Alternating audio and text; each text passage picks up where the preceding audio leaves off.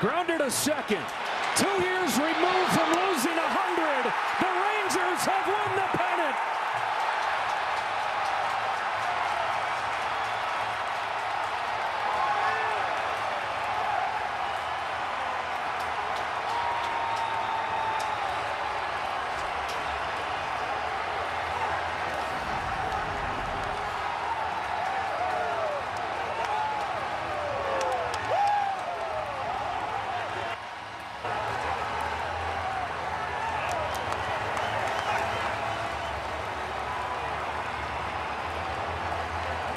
And they will play in the World Series for the first time since 2011. Their first real chance to make a new World Series memory after the heartbreak of that 2011 season.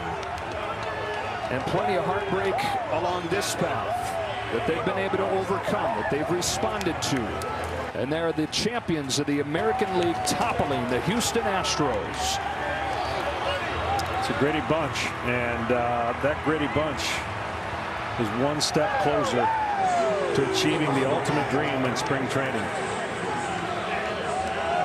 They believed they were going to be good, and for most of the year they were really, really good and led baseball's division all the way to the end.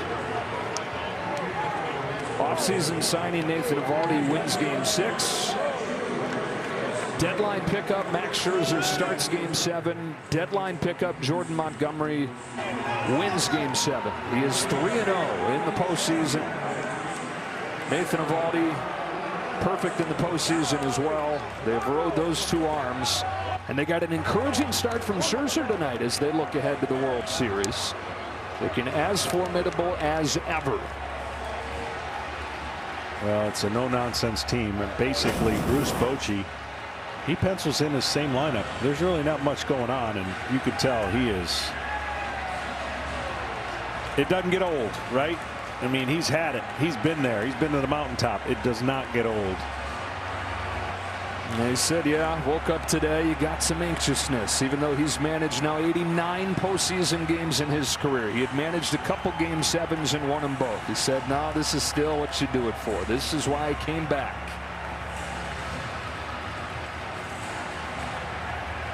And ahead of schedule, the Texas Rangers have arrived in the World Series. Adolis Garcia is going to have an MVP trophy to show for his outbursts these last couple days. Always stoic Corey Seager coming to life here in Game 7. Plenty of reaction. The first of it down to Kenny. Thanks, Joe. Corey, you came here 2 years ago to turn this team around. You're now going back to the World Series. Did you think it could happen this quickly? Yeah, you know, absolutely. CY and the owners had a vision, and they completely came through with that. You know, it's a lot of credit to these guys, a lot of credit to what we've been able to do this year, but it's just been a really fun ride. Game 5 was as difficult a loss as you can imagine. You guys came back and won 2 here.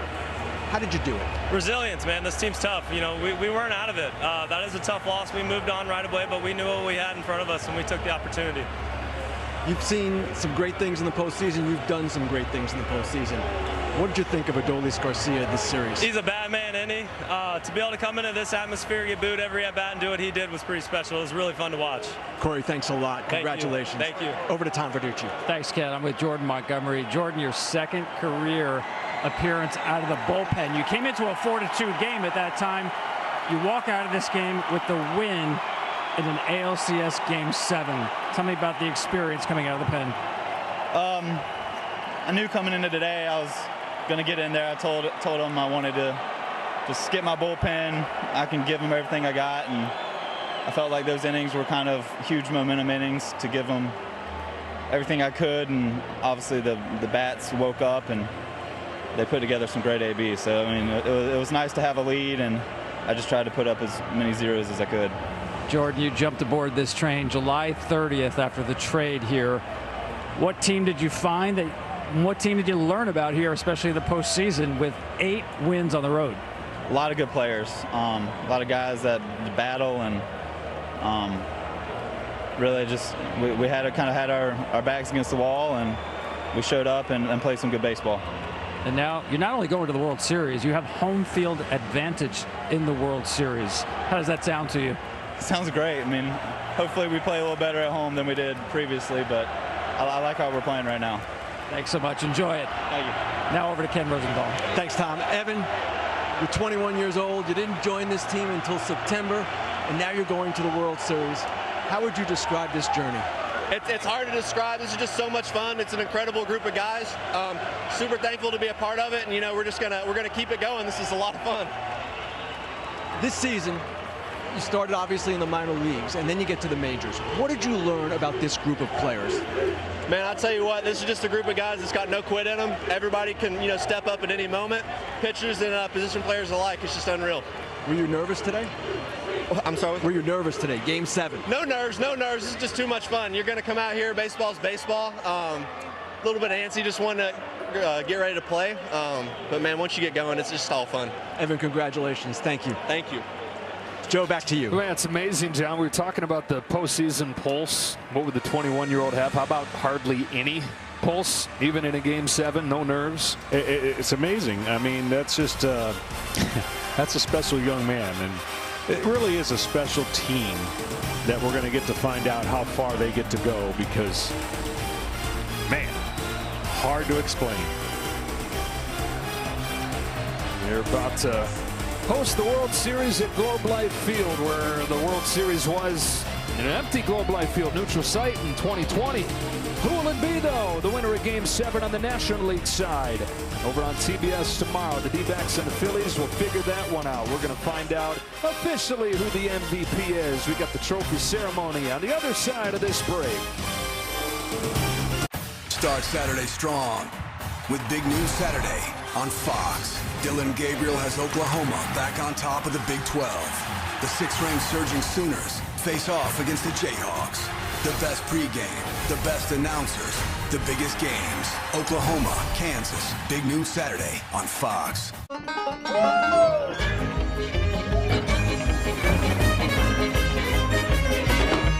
On Tubi, the musicals where dancers do things you didn't think the human body was even capable of.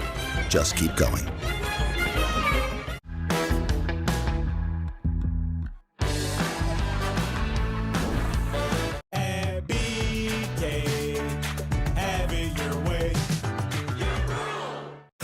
Get a new set of tires in just a couple clicks at Firestone Complete Auto Care.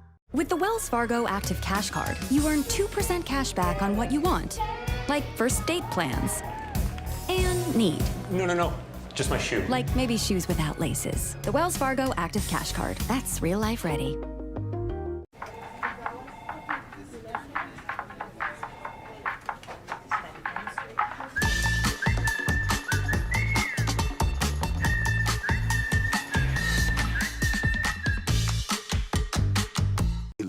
Now that we've made travel so expensive, we have this hotel to ourselves. How'd you get here? Kayak. They compared hundreds of travel sites to find a great deal on my flight, car, and hotel. Kayak. Search one and done.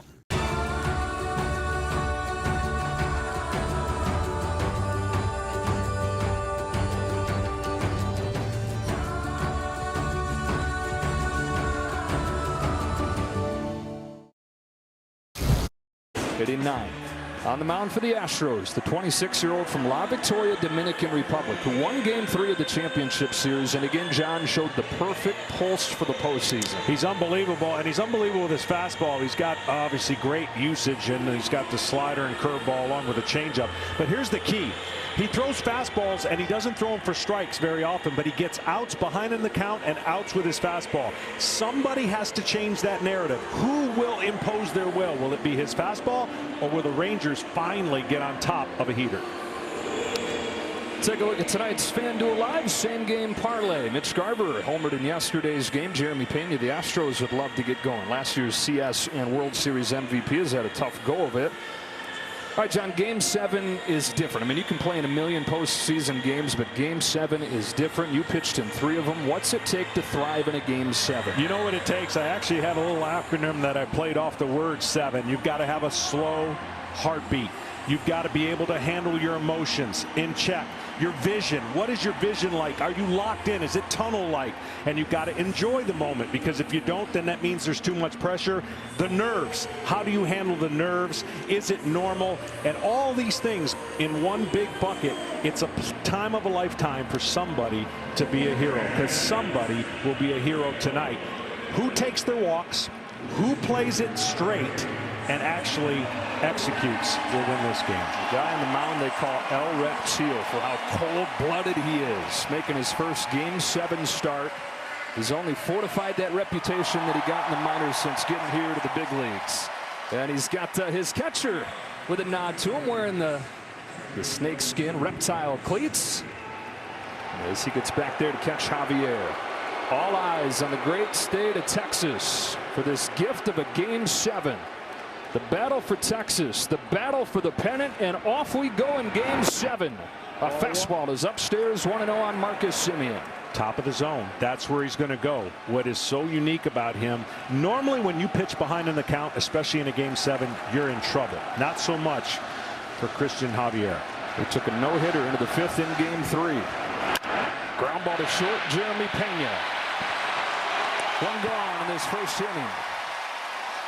Take a look at the umpiring crew for Game 7. There is Dan Bellino behind home plate. He has a small strike zone, and a pitcher on the mound, as you mentioned, John, who typically is not in the strike zone a lot, gets ready to face off with Corey Seager. One of the things for tonight, and it usually won't be a big thing with the Rangers because they don't run, they don't steal, but you got a guy on the mound that gives up a lot of stolen bases. You've got to be aggressive in the right situations to put pressure on the home team. And Corey Seager always is one of the best hitters in baseball. And he looked like that through the first 2 rounds of these playoffs, hitting .500. But he's at just .192 in this championship series. On this 1-0 from Javier, Seager hits a high fly ball, deep right field, a bomb in the first.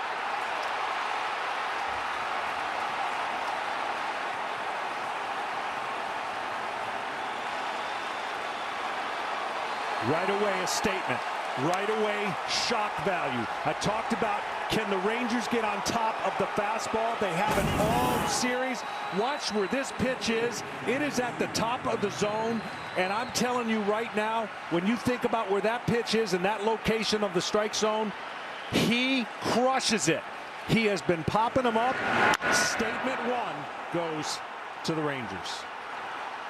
Corey Seager, who might win AL MVP if it's not for Shohei Ohtani, shows up in a big way in the first inning of Game 7. And now here's Evan Carter. John, you talk about the pulse in the postseason. How about a kid coming to the plate here who 2 months ago was in Double-A? He just turned 21. He has not looked phased to this point, though. Yeah, he has been unbelievable. I mean, you've got the young and the old, and what I mean by that is an older veteran in Brantley. They have the same approaches, but Brantley has so many years of success, of just experience. This guy, not so much, but he acts like he's a veteran. Well, 2 months ago today, Evan Carter was hitting third, but for the Frisco Rough Riders in the Texas League. And now hitting third for the Rangers as they look for their first trip to the World Series in 12 years.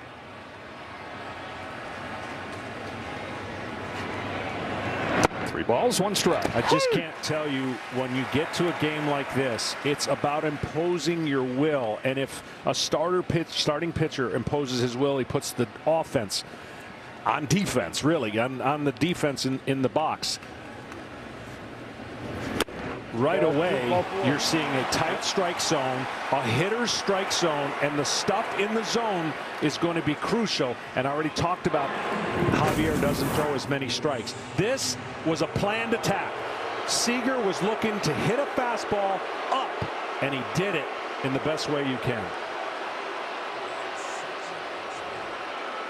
And his wife, Maddie, watching that thing fly out. No question about where it was headed. Into the second deck here in Houston.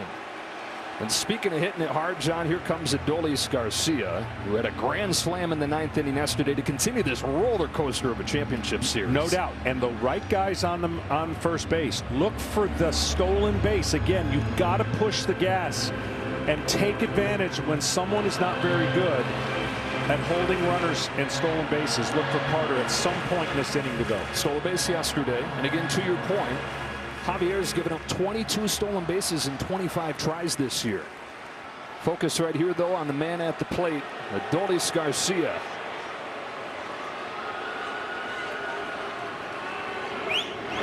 I mean, have you ever seen a guy walk up to the plate wearing the golden sombrero, having struck out 4 times, and with the crowd booing him the way it was, and then he unloads on a game-sealing grand slam? Well, he finally made a short stroke, and up until that point, everything was swinging from his heels.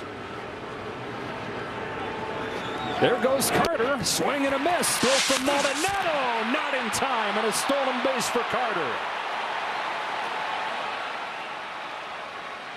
Well, by the swing and miss, that had to keep Maldonado back. He couldn't race out to go get the ball. He's got to wait back.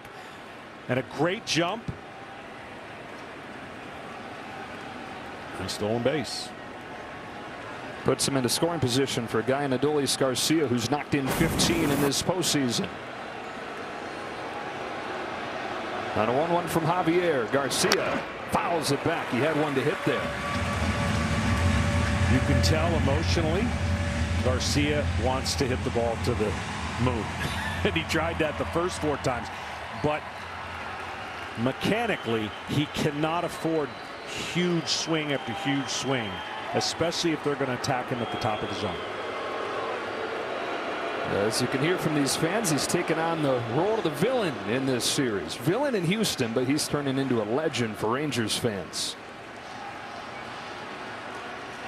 Seager has already homered in this first inning. Carter's at second with 1 away as Javier brings a 1-2 to Adolis Garcia. Ball 2.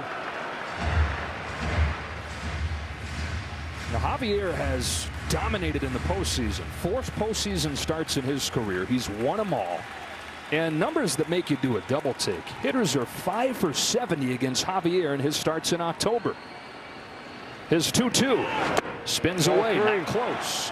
Well, there are so many numbers that's just dominant. I mean, 2, 3, 4 hitters all the way through. He has a gift, and that fastball is his gift. Right now, he's not commanding it as well as he should and throwing enough strikes.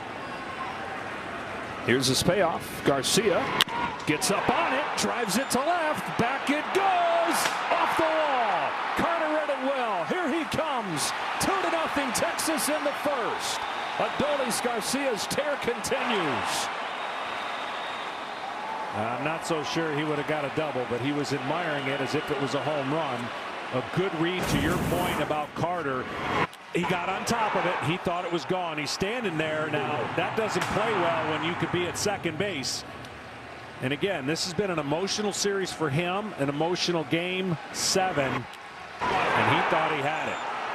That's one you got to remember right there. Put a little mark on your score sheet. Yep. I mean, it wasn't a guarantee he was going to get the second, but it was a guarantee he wasn't going to get the second if he did that. When he did that. John, what was it that Bruce Bochy said was the #1 thing he wanted to happen in this game? Yeah, he wanted early runs because he wanted to be able to have that leash a little longer. There goes Garcia. They're picking on Javier. He's stolen second. Not a team that runs a bunch, and so 2 stolen base attempts in the first inning is like, wow. And you get that totally redeem yourself. He gets the second base now. But that's what you have to do. And these are the moments right now that get exposed bigger than ever. And a 1-game winner all go on to the World Series. Mitch Garver hit a home run yesterday. A ball 1 strike on the veteran DH. Look, I haven't been doing this for 20 years, but for the last 10 years, I've never seen crowds get taken out of ballparks like we've seen in this series. Every single crowd on the road side has taken out their home crowd because they've scored and they've taken something away from them. And Texas has done it really all postseason. They've won every single road game. How do you explain that? Unbelievable. 7-0 these Rangers are, and the road team in this series unbeaten. Throwing it back to the 2019 World Series. 2-2 on Garver. When you finished that up and he said that'll never happen again. Yeah, I mean, there's no chance I said after Washington and Houston played an epic World Series and no home wins, I said, mark this down as something you'll never see again. Here comes the 2-2. Garver lifts it to center field. McCormick a step back at first. Now comes on, and that ball's going to fall. In center field, it falls, and Garcia's headed home. The throw is not in time. It's 3-0 Rangers. Garcia finds himself in position to take advantage of that lapse in defense thanks to his stolen base. And everything going the Rangers' way in the first inning of Game 7. Yeah, you are not kidding. The defending champs are on their heels right now. I mean, this ball, big swing, and nobody read it. And Brantley's trying to charge hard, and he can't get there, and it hits off his shoulder, and that allowed the runner to score. That couldn't be a worse start for Houston, and especially with the pitcher they have on the mound, because now it's getting very difficult for Dusty Baker to trust his stud in the first inning, and it's 3-0. Now, keep in mind on that play there, one of the decisions for Dusty Baker was who to play in center field. He went Chas McCormick over Mauricio Dubon, who is the better defensive center fielder. And McCormick, on what looked like a routine fly ball, didn't even get close to it. Now they've got the bullpen going. Maton loosening in the first inning. Well, he reads it perfectly, and at this point, once it bounces away, easy wave in. But the throw coming home allowed the runner to go to second. Another mistake. And right now, Houston's got to find a way to get 2 more outs. Officially ruled a single for Garver. Advances on the throw. Here's Heim. John, you talk about a lot of times the stars are going to have a hard time making a huge impact in the biggest games. Well, how about the last couple games as Garver and Heim have combined for 7 hits down at the bottom of the order, including 2 home runs last night. I mean, it's really, again, it's almost expect the unexpected in this series. Guys get cold, don't think that bottom of the lineup can do anything. And then the 2 home runs the opposite way. Granted, I love the stat that in only 2 parks it would have been home runs, but guess what? This was one of them. It was his first opposite field home run of the year. Now, the Rangers offense, the top offense in the American League, one of the things that has made them such is how they tailor their plan, line up wide to whoever they're facing. And they did so last night, beating Valdez. 0-2 to Heim. Shot through the left side. That's another base hit.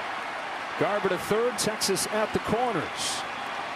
In 4 postseason starts coming into this game in his career, Christian Javier had given up 5 hits. He's given up 4 in the first inning here. Yeah, I'll say this. Give Texas some credit. They got a game plan, and they knocked out Javier in a place where no one could have anticipated based on his resume and his success. But it's a short outing for one of the coolest customers in the rotation. Texas Rangers have defied logic all season long, especially here in October. They've bounced back from the Game 5 soul punch to force this Game 7 and made a statement right away. Some people just know what road to take. Rangers knocked out